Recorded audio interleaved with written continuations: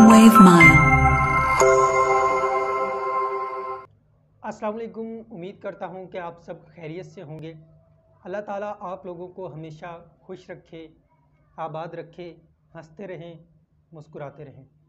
ये वाक़या आज से तकरीबन 4-5 दिन पहले का है। मैं असर की नमाज़ पढ़ने के लिए मस्जिद में दाखिल हुआ। जमात हो चुकी थी, सब लोग जा चुके थे। मैं वज़ू खाने की तरफ गया, वज़ू करने लगा तो मुझे रब के ज़िक्र की मस्जिद से आवाज़ आने लगी।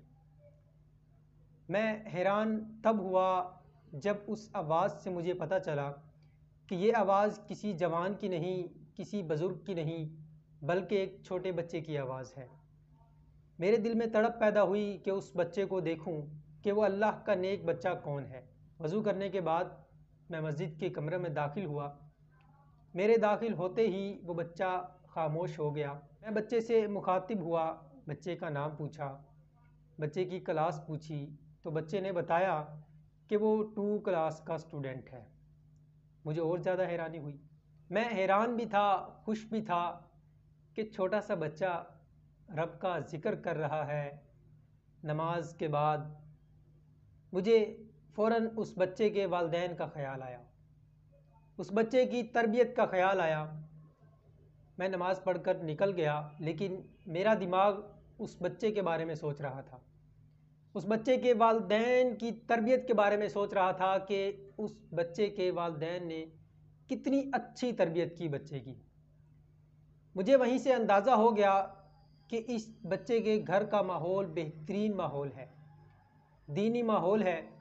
यकीनन सब लोग सुबह उठकर नमाज़ पढ़ते होंगे, बच्चा भी उनके साथ नमाज़ पढ़ता होगा, 5 वक्त की नमाज की पाबंदी की जाती होगी। बच्चे के वालिद साहब बहुत मोहब्बत से, अदब से, एहतराम से बच्चे से पेश आते होंगे, बच्चे को दीन की तरफ राग़िब करते होंगे, बच्चे को दीन की तबलीग करते होंगे। अपने घर से ही उन्होंने दीन का आगाज़ किया, अपने बच्चों को दीन की तरफ राग़िब किया, अपने बच्चों को रब के बारे में बताया, अपने बच्चों को रब के ज़िक्र के बारे में बताया, रब की तख्लीक के बारे में बताया। और यही वजह है कि बच्चे को रब से बहुत ज़्यादा मोहब्बत है, बच्चे को रब के ज़िक्र से सुकून मिलता है। ये सिर्फ़ उस बच्चे को ही नहीं, जो भी शख्स दिल से रब का ज़िक्र करता है उसको सुकून मिलता है। ये बातें आपसे शेयर करने का मतलब ये है कि अगर आप वालिद हैं या आप बच्चे हैं, वालिद हैं तो अपनी तरबियत पर आप गौर कीजिए कि आप अपने बच्चों की कैसी तरबियत कर रहे हैं। और अगर आप स्टूडेंट हैं तो आप भी गौर कीजिए कि आपकी तरबियत कैसी है। ये बात बड़ी वाज़ेह है, आप सब जानते हैं कि जग में जो चीज़ होती है, पानी है या जूस है, गिलास में वही चीज़ आएगी। जग में पानी होगा तो गिलास में पानी आएगा, जग में जूस होगा तो गिलास में जूस आएगा। इसी तरह वालिदैन जो काम करते हैं, अमली तौर पर जो काम करते हैं, जिस तरह का वालिदैन का बिहेवियर होगा, जो काम वालिदैन के होंगे, जैसी तरबियत वालिदैन करेंगे, वैसा ही काम बच्चे करेंगे। जो वालिदैन खुद काम करते हैं, बच्चे भी वही करते हैं, क्योंकि बच्चे हमें कॉपी करते हैं, इसातिज़ा को कॉपी करते हैं, बच्चे वालिदैन को कॉपी करते हैं।